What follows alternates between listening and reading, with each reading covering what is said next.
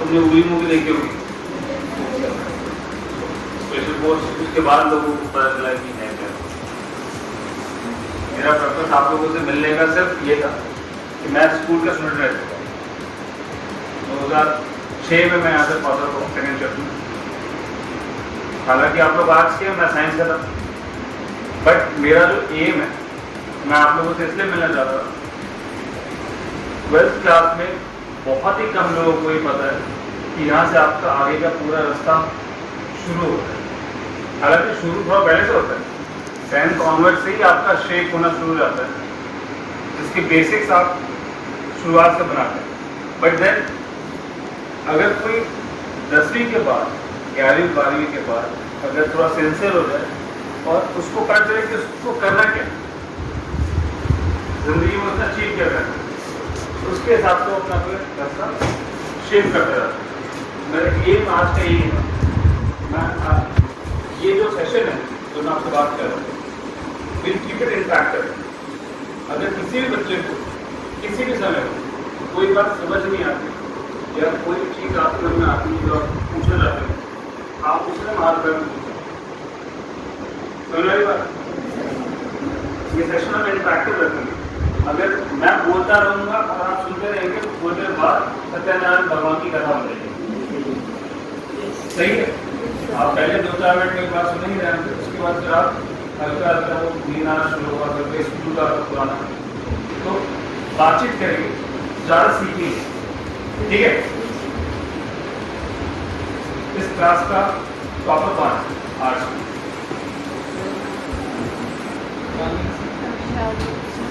आपको पता ही होगा। नाम क्या आपका? शालिनी सिंह। शालिनी, आप 12th के बाद क्या करना चाहते हैं? UPSC एम है मेरा। बहुत गुड।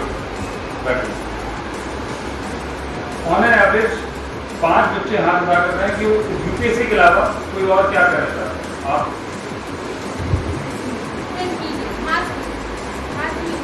मास में बिल्कुल सही है। कोई लड़का? हाँ जी, NDA बहुत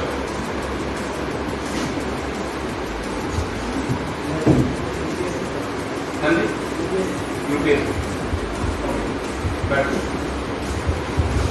कुछ 5 पॉइंट्स है जो मेरा मेन है।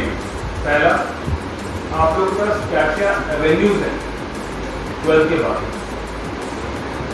और आपका अल्टीमेट एम होना चाहिए। जैसे शालिनी ने बोला उसे UPSC करना है, आपने बोला आपने मास मीडिया करना है, लड़के ने बोला उसने NDA ज्वाइन करना है, तो आपका अल्टीमेट एम क्या है जो आपने सोच रखा है। अब जो आप 12th के बाद रास्ता चुनेंगे वो रास्ता उस एम तक पहुंचना चाहिए। समझ रही बात?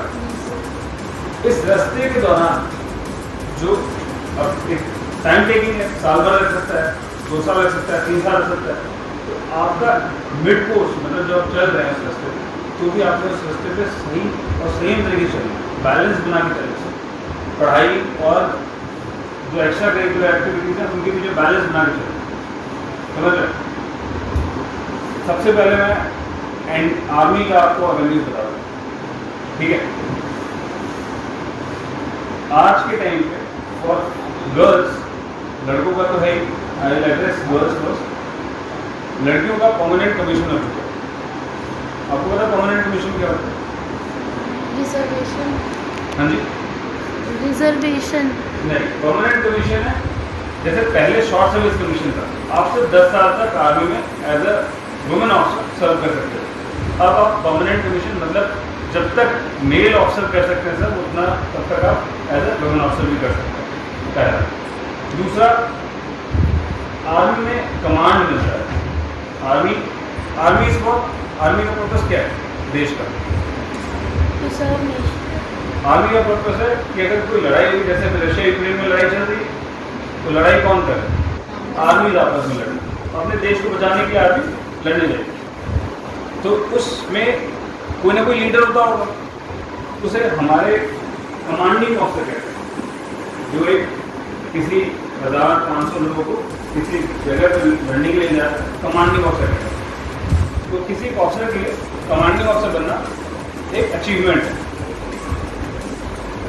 आप लेफ्टिनेंट से जाते हैं, रैंक जब आप ऑफिसर बनते हैं फर्स्ट रैंक है लेफ्टिनेंट, फिर आप कैप्टन बनते हैं, फिर आप मेजर बनते हैं, लेफ्टिनेंट कर्नल बनते हैं और फिर आप कर्नल बनते हैं जो आप कमांड करते हैं, commanding officer.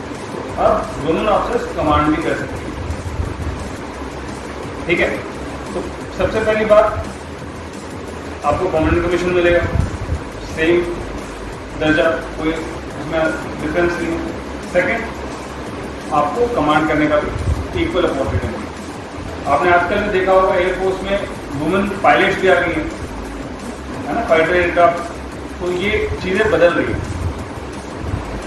Women are equally capable as male, तो as a woman army is a very good opportunity. अब from arts how will you go? NDA. एक आपका एग्जाम एनडीए, अब एनडीए के पेपर में मैथ्स भी आता है मैथ्स, वो आप पढ़ नहीं रहे, है ना। मतलब आपने 11th-12th के बाद आर्ट्स स्ट्रीम में हिस्ट्री ज्योग्राफी पढ़ा होगा, मैथ्स आपको छूट चुका है ना। बट सीडीएस जब आप करते हैं उसमें आप मैथ्स को ऑप्शनल हटा सकते हैं। अब सीडीएस क्या है, किसको पता है? नहीं, किसी वुमेन गर्ल स्टूडेंट, सीडीएस क्या होता है? कितने लोग एनडीए का?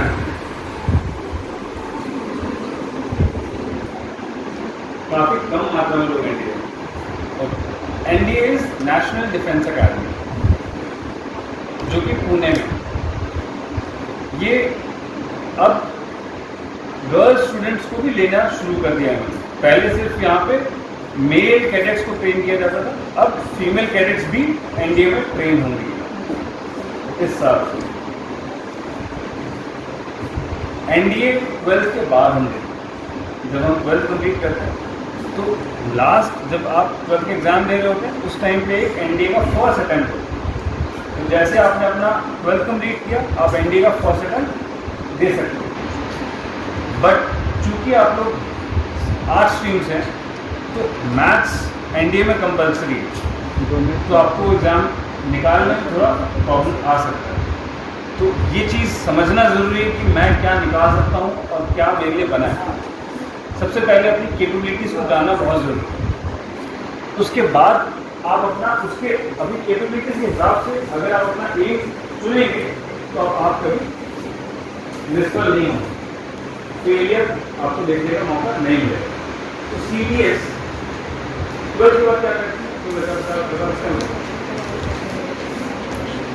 तो आप मास मीडिया के अंदर 12th के बाद मास मीडिया के आप क्या करेंगे? कोई आइडिया आपको? यूनिवर्सिटी ज्वाइन करें। सब्जेक्ट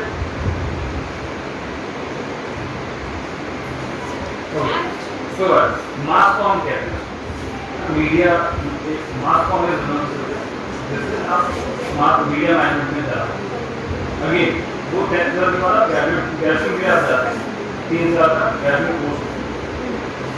तो ये जब 3 साल का आप किसी भी सब्जेक्ट में जब आप ग्रेजुएशन करेंगे उसके बाद ग्रेजुएशन की डिग्री मिलेगी आपको। तो लास्ट ईयर जब आप क्लियर हो रहे हो, जैसे आप 12th में एनडीए का लास्ट मंथ में आप एनडीए का अटेम्प्ट दे सकते हैं, वैसे ही आप लास्ट ईयर में आप सीडीएस का अटेम्प्ट दे सकते हैं, कंबाइंड डिफेंस सर्विसेज एग्जाम का नाम है, जिससे आप ऑफिसर बनेंगे। इसमें जैसे कि एनडीए में आपका मैथ्स कंपल्सरी है, वैसे सीडीएस में आपका मैथ्स कंपल्सरी नहीं है। समझ में आएगा? तो for an art student army में ऑफिसर बना जाने का ऑप्शन है ना। तो अगर आपको लगे कभी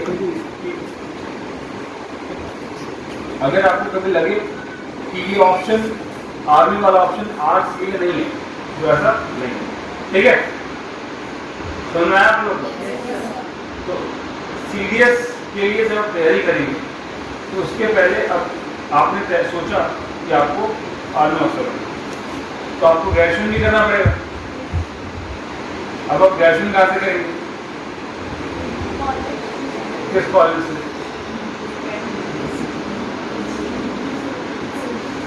आपने मान लीजिए पटना यूनिवर्सिटी में किसी कॉलेज से ग्रेजुएशन के लिए अप्लाई किया, सब्जेक्ट आपका आर्ट्स वाला होगा, है ना? तो आपका मेन एम क्या था? CDS का एग्जाम निकालना। तो आपको ये जागरूकता, इसको क्या कहते हैं? अवेयरनेस, है ना? मतलब आपके सब्जेक्ट में तो है नहीं वो CDS का एग्जाम, है क्या? समझ रहे मेरे बात? Yes, sir. आपको उसकी तैयारी भी करनी पड़ेगी। मैथ्स आपका आपने पढ़ा नहीं पिछले 4 साल से, तो आपने मैथ्स को ऑप्शनल में हटा दिया, तो वो तो दिक्कत नहीं है, बट आपको बाकी चीजें पढ़नी पड़ेगी, जैसे कि उसमें इंग्लिश आता है ना? Yes. उसमें साइंस के कुछ क्वेश्चंस आते हैं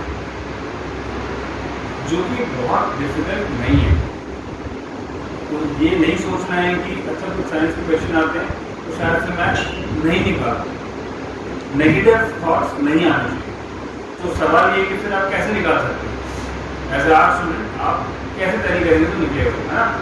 तो आप अपनी स्ट्रेंथ पे फोकस कीजिए। इंग्लिश तो आप भी पढ़ रहे हैं, ऐसा कोई भी इंग्लिश नहीं पढ़ रहा, पढ़ रहे हैं ना? Yes. सारे पढ़ रहे हैं।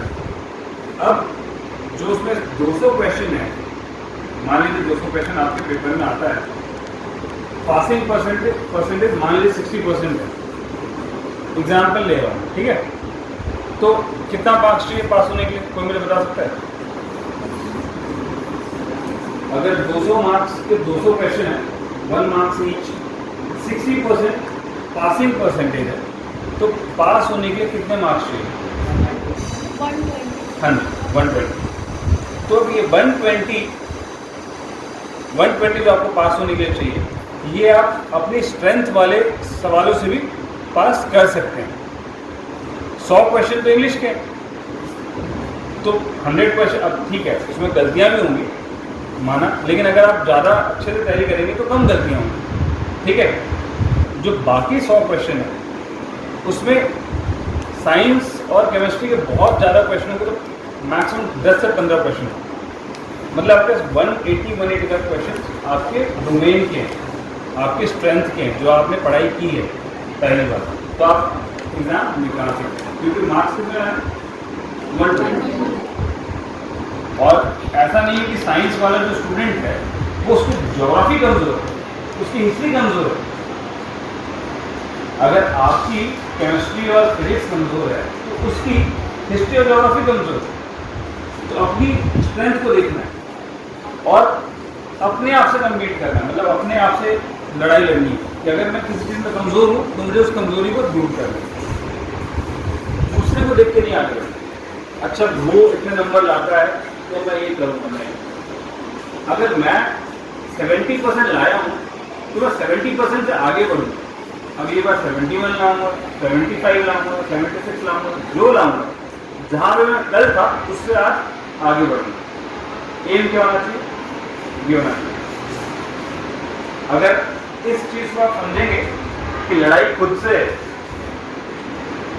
लड़ाई किसी और से नहीं है, तो आप हमेशा अच्छा करें। ये गुरु मंत्र है कि लड़ाई हमेशा खुद से है, कमजोरी हमें है।